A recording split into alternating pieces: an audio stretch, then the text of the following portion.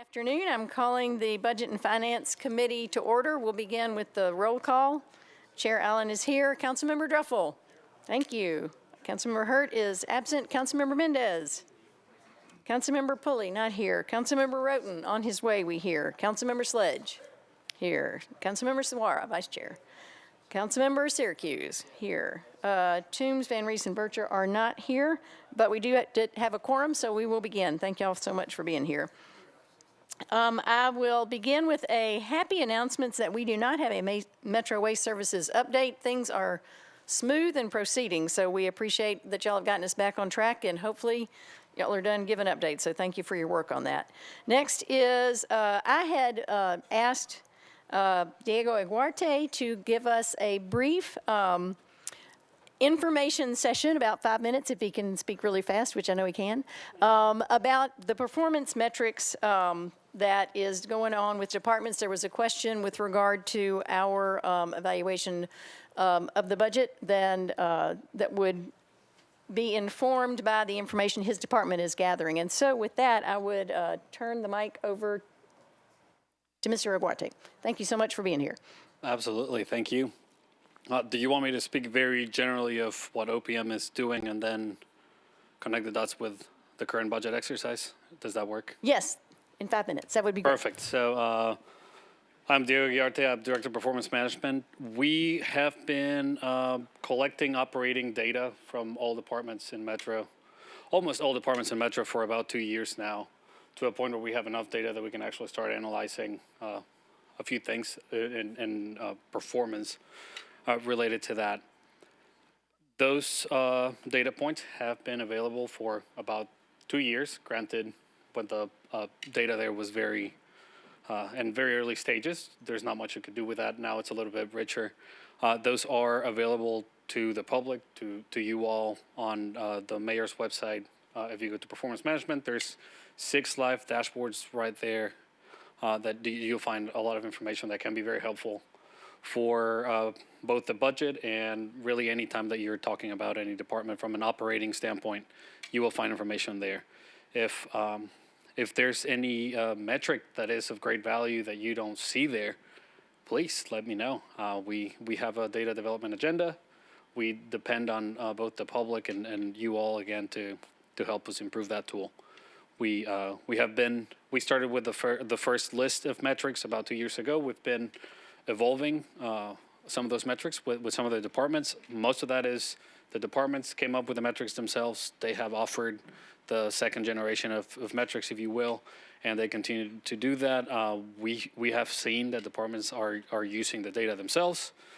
That's how we gather that. All that is self-reported by them. How does that inform budget? Well, in last year, we were able to use ourselves for put together our proposal. We were able to use a lot of this data. This data is, again, available for this exercise. In this case, we are preparing performance summaries for each one of our budget hearings, budget meetings with departments. That information will be available to you all as well. That is on a per department base. I have a couple examples here that I was going to leave with Councilmember Allen to share with you all. Those are work in progress, still in draft form. Once we are done adding our notes, we have some questions. If those questions were asked, if we have follow-up questions, those will be part of that package where you can start utilizing that data for making decisions. This should help you. Granted, it's not necessarily that the metrics cover every single dollar or outcome that happens through Metro service delivery, but you should be able to look at the most relevant. And again, if there's something that you don't see there, it doesn't necessarily mean that it does not exist. You bringing it up might help us and the department themselves think about what's the best way to report and have a quick turnaround if you were to need that for putting together your amendments to the proposal, et cetera. Thank you very much. Any questions for Mr. Aguarte? So, I mean, I think just to make sure I'm explaining this, an example would be if we thought it was important to know that the library had 1 million books that went through circulation last year, this is a way for them to report back, yes, we did that, or we did 75% You can see that. of that. You can look from response times from first responders to ridership and MTA to circulation and libraries. Great. Yes, and ma'am. can you tell us the website, nashville.gov/? You have to go to the mayor's website within nashville.gov, and in the menu it says Office of Performance Management. That takes you directly to Gotcha, those all three of those bars dashboards. up there on the upper left-hand corner. Yes, Thank ma'am. you, thank you so much. It's, Absolutely. that data is there for us to access and has been there for quite some time now. So avail yourselves of that because it's great just in terms of knowing what targets different departments are hitting. So thank you so much for providing that information. With that, we will move to our consent agenda. I'll read the items that are currently on consent. Please let me know if any of those need to be removed. We'll begin with RS 2022-1419, 1421, 1422, 1427, 1429, 1430, 1431, 1432, 1433, 1444, and then the ordinances BL 2022-1124 and 1125. I see some head shake. Do any of those items need to come off, or are there other comments from the administrative table? Councilmember Suara. Thank you, Chair. If you will please take out 1421, 1427, and BL 2022-1124. Those three. Those three. Okay. Now, 1126 is not on consent, right? 1126 is not on consent. Thank you. Any other things need to come off? I'll read through the captions, and if any others need to be pulled after that, we can do that as well. So hang on just a second so I take note of these. 127.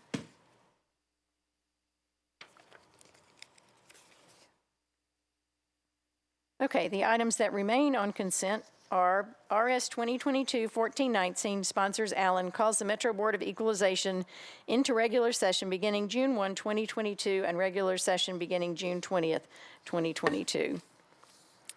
Next on consent is RS 2022-1422, sponsors Allen and Young, approves a master agreement for the water testing lab for the Department of Water and Sewage Services. Next on consent, I have RS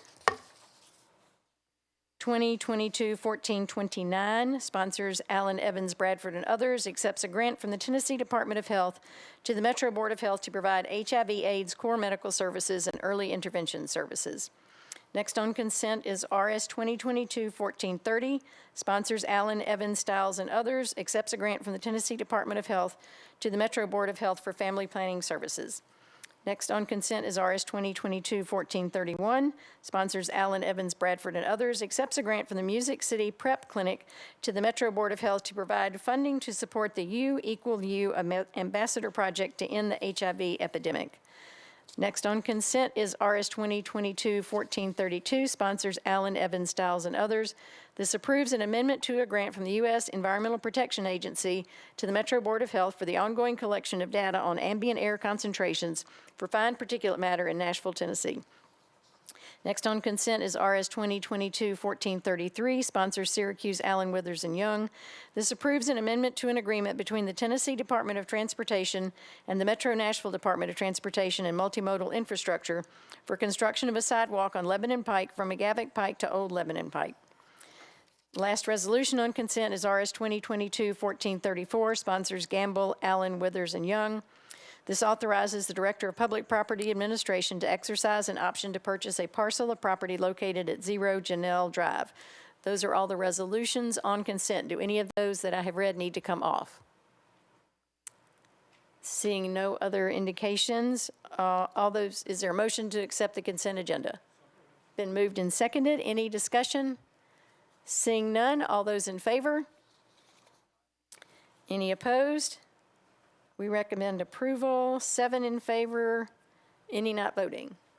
0 against, 0 not voting. Now we'll go back to resolutions on, not on consent, and then we will do bills. First up is RS 2022-1399, sponsors Allen, Withers, Toombs, and others. This declares surplus and approves the disposition of certain parcels of property. And I understand there is an amendment, so I'll begin with Councilmember Sledge. Oops, but first let me turn on your mic. Thank you, Chair. Yes, this amendment is just to remove the District 17 property we spoke about last. Okey dokey. So I'd move it. Amendment has been moved and seconded. Any discussion on the amendment? Seeing none, all those in favor of the amendment? Any opposed? We recommend approval of the amendment. Councilmember Sledge, I guess I can move the bill. as amended. All right, we are on the bill as amended. Any discussion? Seeing none, Councilmember Suara. Thank you, Chair. I just wanted to ask the administration if anyone is looking at any of these parcels and see if there's any of them that could be used, especially when we're talking about affordable housing. When I pull up some of this, and I do have some of the street name, I think Cockrell Street was one of them, and then the other one was on Cannon Street. When you look at the acreage for the parcels that are listed, you have other properties on that same street that has less or equal acreage and they have building on them. Actually, on Concrete, there's a couple of apartments and development group that owns those parcels. So I guess my question is, for those two specifically, did we actually, before we turn it out to the public, did we look into, can it be used for affordable housing? Is this something that Metro can do something with? Mr. Davidson. Thank you, Councilmember Suara. As a matter of routine, the Public Property Administration does assess their ability to include affordable housing. In most instances, either the property size or its configuration or location, when it means that it cannot be developed by an independent developer apart from an adjacent owner, that's when it gets onto surplus. I will double check specifically with the Public Property Administrator before tomorrow's meeting and just check on those two properties to make sure that the protocol was followed. Thank you. I have two addresses that I submitted as well. I'm sorry, I think our Director of Finance can actually vouch for that as we speak. We can confirm we did reach out both to affordable housing and to planning to confirm that those lots were not viable for affordable housing projects. Thank you. And Vice Chair, I have gone through the exercise of even sending those to our friends at several nonprofits and said, couldn't you build something on this? And they studied it and came back and said, no, that those people were right. So if you want to real quickly throw in front of a couple other people just to be doubly sure, I think it's always worth trying to make use of those if we can. People always ask us if we can use Metro land for that, but we do appreciate y'all going through the process, and I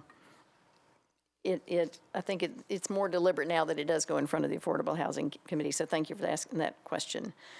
So we are now on the bill as amended. On the resolution as amended with the property in District 17 removed. Any other questions or comments? Seeing none, all those in favor?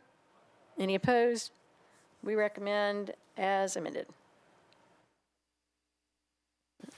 Next is RS 2022-1420. Sponsor is Allen. Approves the appointment of hearing officers by the Metro Board of Equalization to conduct preliminary hearings and make investigations regarding complaints before the board. Do I have a motion? Been moved and seconded. I just had a question of how those members are chosen, what qualifications are reviewed. Mr. Jameson. Madam Chair, we are graced by the presence of our assessor and former council member Vivian Wilhoit, who is here, so I might call upon her. Thank you, Ms. Wilhoit. I've got the microphone heated up for you. Please don't heat up the microphone. I can't come to it at that moment. Thank you, Chair. I appreciate being here to answer your question. In reference to how the alternates or the hearing officers, not alternates, I apologize, the hearing officers are selected. Some years ago, maybe before I was born, how about that? But the hearing officers had to be appraisers. The cities, various cities across Tennessee and towns, counties, of course, had difficulty in trying to get appraisers to be hearing officers. So it was allowed for realtors to be hearing officers. So the information is sent out to all realtors and anyone that would like to seek the appointment of the mayor to serve as a hearing officer can submit their name. So it is hearing officers and, of course, various members of the community, if they so choose to seek the appointment of the mayor and be confirmed by the council to serve as a hearing officer. That is how a person gets the first attention in reference to being considered as a candidate. Thank you so much. I appreciate that. Any other questions? Councilmember Mendez. Thank you, and thanks for being here, Ms. Wilhoit. My pleasure. I've seen you speak on this topic, and you're so good at it. Thank you. I'm going to hopefully serve up a couple of softballs that are things that we hear, especially when reassessments happen and people look at property values. If you could just talk a little bit more about how the hearing officers, they've got a set of rules and procedures they follow. It's there's not an opportunity for favoritism for businesses or your friends, and how it's a process that is very technical and legal. If you could just talk a little bit about that. You do a much better job than I just did in talking about that. Well, thank you so much, and you're so kind with your compliment. But I would say that I can talk a little bit more about that as well. In reference to the process itself, it's independent, of course. The Metro Board of Equalization is an independent board whose members are appointed by the mayor, and they're confirmed by you, the Metro Council.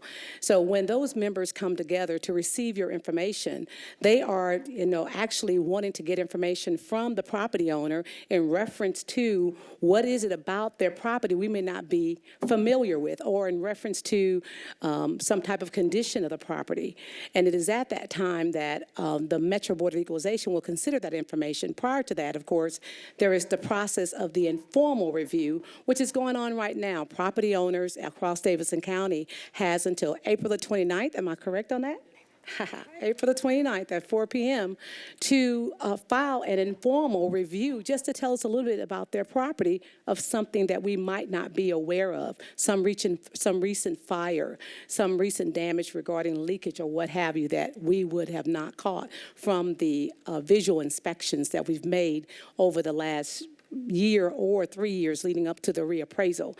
And then, of course, as you stated, Councilman Mendez, is in reference to coming before the independent Metro Board of Equalization. That is only after, well, you don't necessarily have to go through the informal review, but if you so choose, if you're not happy with the decision that comes from our office for the viewing audience, that decision will come to you around about the second week of May, just in time for you to be able to file to the independent Metro Board of Equalization. Those members that have been confirmed by the council takes an independent look in reference to the information provided by that property owner. It is not a biased decision in reference to saying, well, hey, the assessor says X, but you're saying Y. They don't look at that. They look at the technical information regarding the physical characteristic of that property and begin to use any one of the approaches to value, whether it be the cost approach, the income approach, or the sales approach to value. And of course, for residential is usually the sales approach. And in that moment of the hearing, it's not intimidating, so that's why we encourage property owners to appeal their values if they don't feel good about the value, if they believe it should be different, if they believe that we've overassessed them. We do not take it personal in reference to what we provide to the people of Davidson County. It is just a responsibility that we must provide every 4 years in the reappraisal, or each year as new property come on the assessment roll, or just in fact of what's going around in the market of what their property is worth. But we all know what's going on in the market. It is hot, but yet and still, it is not an intimidating process. We make it as easy as possible for any property owner to go before the independent board. Another thing to point out that I think that you want me to also say, Councilmember Mendez, is in reference to the fact when a property owner comes before the independent Metro Board of Equalization, while I, as the assessor of property, according to the law, would have someone in that hearing to represent me or represent the office per se, but the law says represent the assessor of property, to ensure that the information that we're receiving from that property owner is something that we agree with.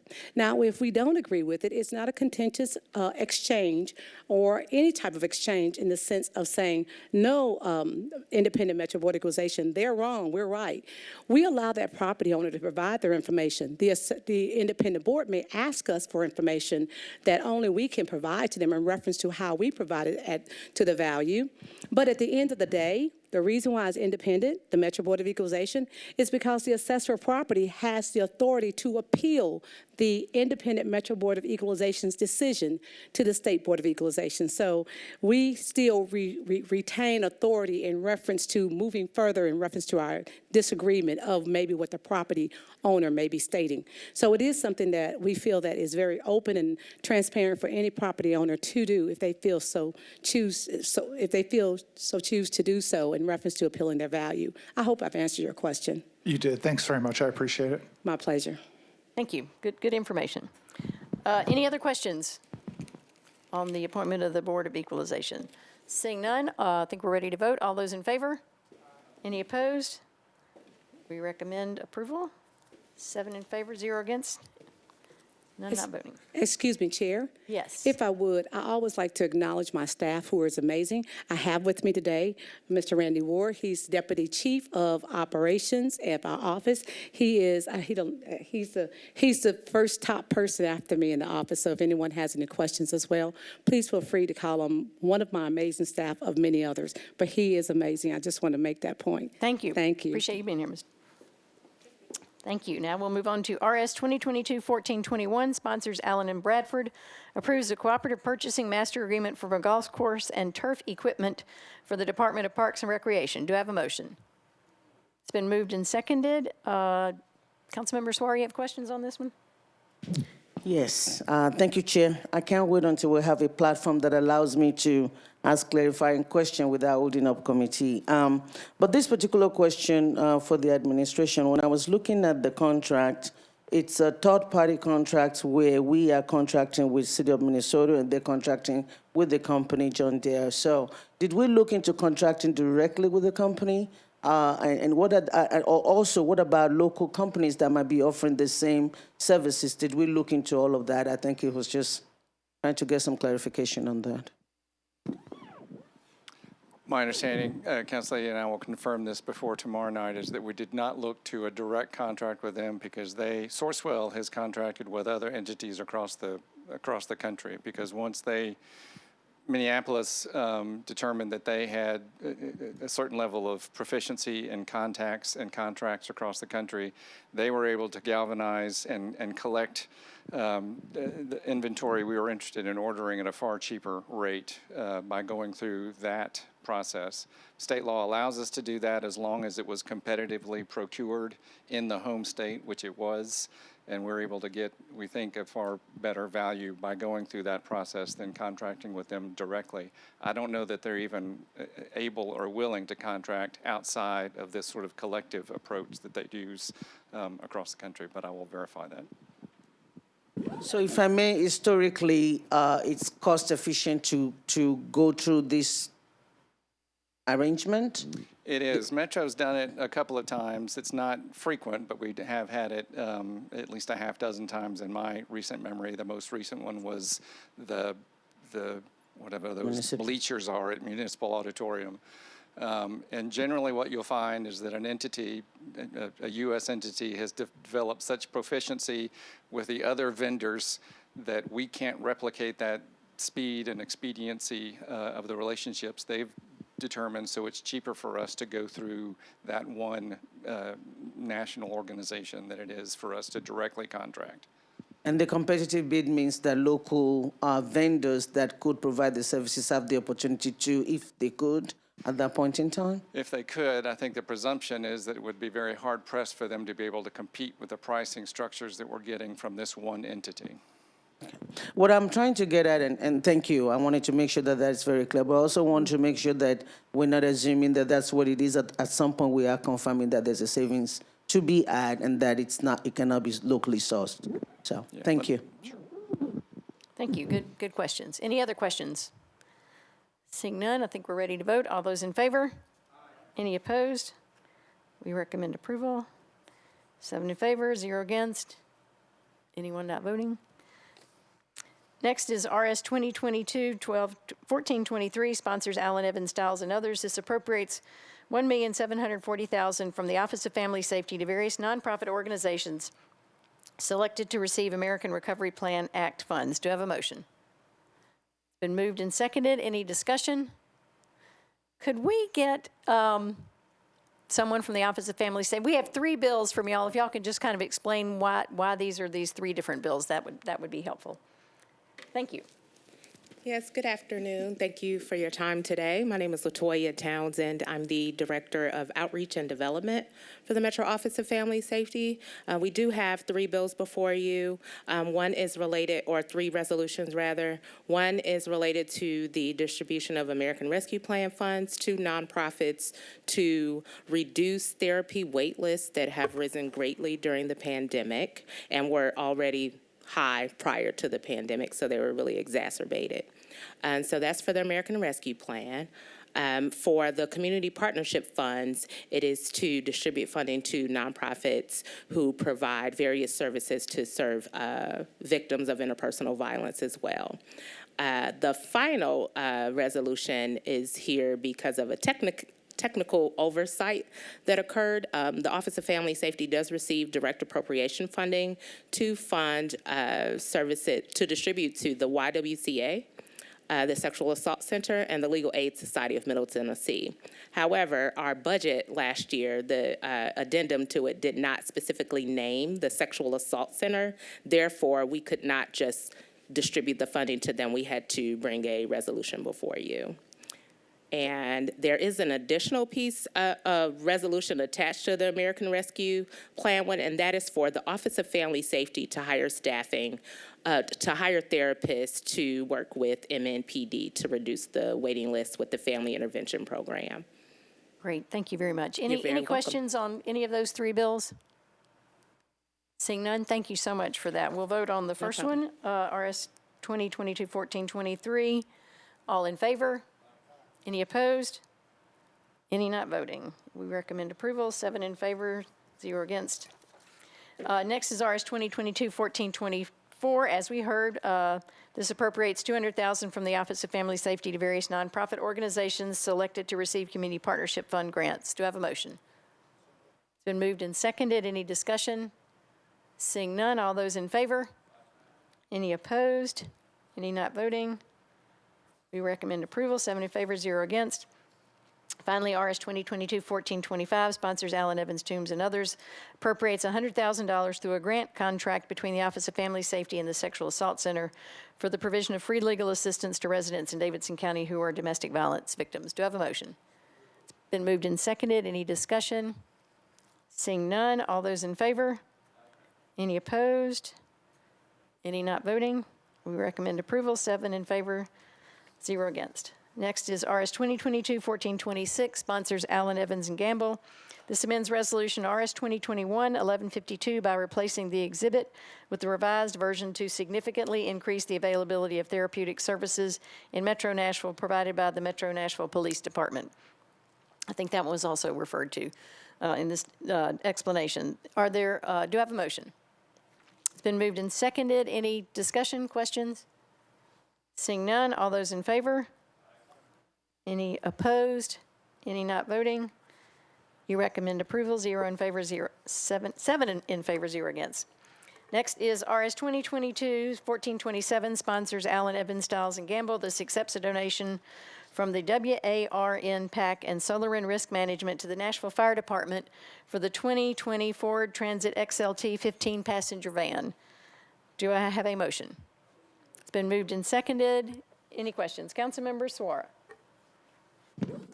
Thank you, Chair. I'm grateful for the donation to the fire department, but when I was trying to look at WARN, I wasn't sure what it is, and a PAC is a Political Action Commission, so I was wondering, what does this PAC do, and who are they, and just information. Thank you. Good question. We have a representative from the fire department. Hi, thank you, Chairperson, for hearing me, and Council Person, thank you for asking the question. I'm Fred Smith, EMS Operations with Nashville Fire Department. We were approached by Warren PAC, which is a group of businessmen and women from downtown Nashville, who asked us if we needed any help with any particular projects or anything that we needed. And we've been trying to get this asset, a van in particular, for quite some time without any real success. So that was our ask, and they were generous enough to make it happen. One of the or some of the main reasons we're wanting to use it is, quite frankly, just for transportation, moving our personnel from point A to point B. An example would be Christmas Day bombing, where we had multiple shifts overlapping and wanting to move personnel from the scene back to their quarters so that we could bring new personnel in without having to move our equipment in and out to transport them. That's a purpose for it. Our training aspects, our dive team going to swiftwater training, that sort of thing, being able to load their gear and personnel all in one vehicle to be able to transport them. Recruits, transporting them from one training venue to another. The list goes on for what we could use the potential uses of something like that. So we were very, very happy and real honor to be able to receive that if it is your will. Thank you. Any further questions, Councilmember Saguaro? No, Chair. I'm sure legal would have, I guess because when I think about PAC, I think of political PAC donating to candidates. I just didn't know that they could do to government. And I'm sure if it's not possible, it would not have been approved by our legal department. So thanks to them and thanks for the explanation. Thank you. Any comments from the lawyers in the room on the ability of PACs to make donations? So the WARN PAC is an acronym for We Are Ready Nashville, and it was formed, as Mr. Smith was indicating, primarily by some downtown businesses. They describe themselves as a community-oriented, hospitality-centric, public safety-minded political action committee. They can make donations to local governments. They state that they focus on community issues that face the hospitality and entertainment industry. They have 27 members with fiduciary duties. They have access to assets in excess of $750 million. It's a nonpartisan organization, and they have made similar donations in the past.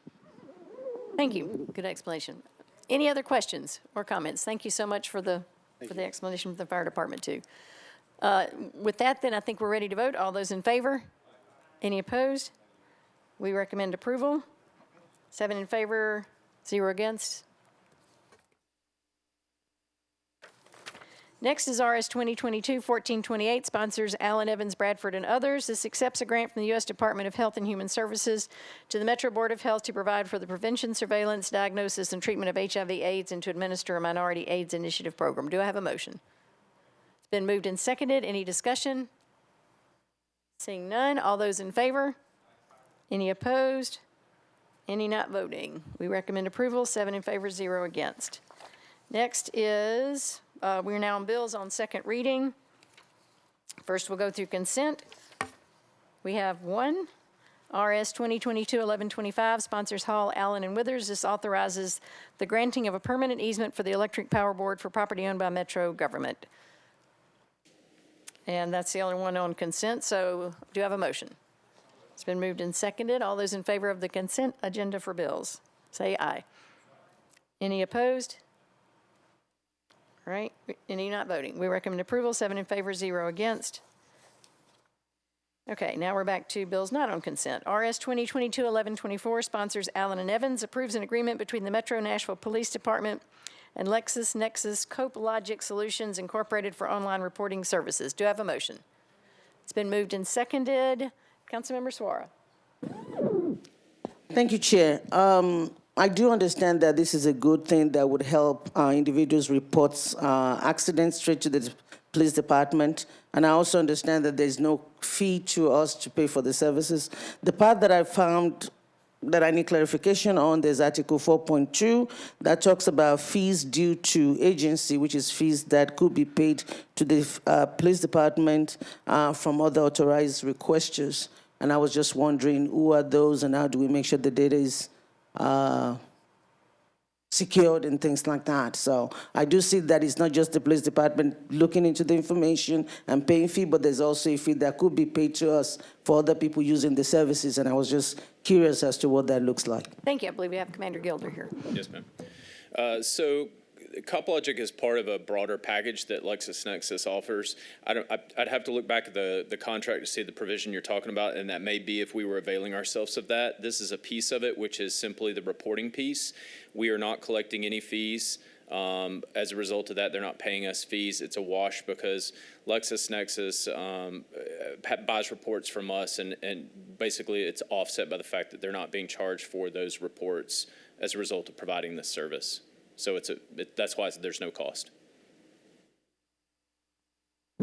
Thank you, sir. And like I said, it's a good program, and I think it will save us officers' time and things like that, so I'm not against it. But if you please look into, are we just using that capability, or is there an opportunity for other people to request that information? That's the piece that I want clarified. If we're not doing that part, then we're fine. You said 4.2? Yes, sir, 4.2. Sure, I'll take a look at it and get back to you on it. All right, I appreciate it. Thank you so much. Thank you. Any other questions?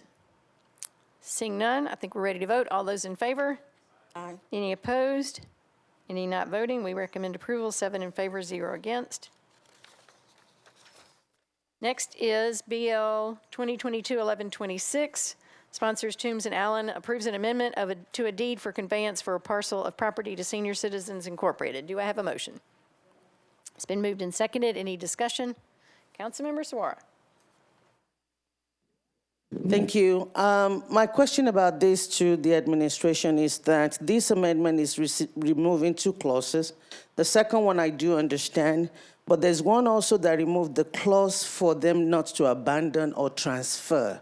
Good question. And I wanted to know why that is being removed. There's a possibility that some of the services that they provide, that they will be providing, allowing a third party to either lease or have some sort of long-term ownership or ability to remain. And so if that, to the extent that that would have triggered this clause, its senior citizens couldn't engage third-party providers if it remained. So they asked that it be eliminated, and Metro Legal concluded that it was safe to do so. Not an attorney, so please pardon my questions, but do we still have a clause for everything to revert back to Metro in the event that either citizens or whoever they do business with is not using it anymore? Yes, they can do a sublease, a long-term sublease if we eliminate this provision, but we maintain the underlying ownership of the property. We also have to allow senior citizens to provide services other than to senior citizens. There are other people that require care and assistance that did not meet that description, and they could not provide those services with the current restrictions, but this allows them to do that. Thank you. Thank you for asking that question. Any other questions? Seeing none, all those in favor? Any opposed? Any not voting? We recommend approval, 7 in favor, 0 against. Next is BL 2022-1128, sponsors O'Connell, Allen, Withers, and Young. This authorizes the Metro Department of Water and Sewerage Services to enter into an agreement with RWGC Marathon Village Owner LLC to provide improved public sanitary sewer service through the construction of an improved stormwater system. Do we have a motion? Been moved and seconded. Any questions? Seeing none, all those in favor? Any opposed? Any not voting? We recommend approval, 0 in favor, 7 in favor, 0 against. Next is BL 2022-1129, sponsors O'Connell, Allen, Withers, and Young. This authorizes the Metro Department of Water and Sewerage Services to enter into an agreement with Union Brick RE LLC to provide improved public sanitary sewer service through the construction of an improved stormwater system. Do I have a motion?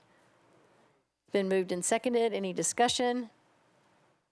Seeing none, all those in favor? Any opposed? Any not voting? We recommend approval, 7 in favor, 0 against. Next, finally, is BL 2022-1130, sponsors Johnson, Allen, and Young. This authorizes the Metro Department of Water and Sewage Services to enter into a license agreement with Cumberland River Compact for the installation and maintenance of the Bandalong Bandit, and I just have to ask, it's not leader, it's litter, right? Litter trap, in 7 Mile Creek at 497 Paragon Mills Road. I have a letter from the sponsor to approve. I thought maybe there was an amendment to correct that. It's spelled that way. And is that correct? Okay. Can we check into that before tomorrow? Yes. Okay. Okay, any other, do we have a motion? It's been moved and seconded. Any other questions besides how to spell litter? Seeing none, all those in favor? Any opposed? Any not voting? We recommend approval, 7 in favor, 0 against. Any other business that needs to come before the group? Thank you all for being here. We will see you tomorrow. We're adjourned.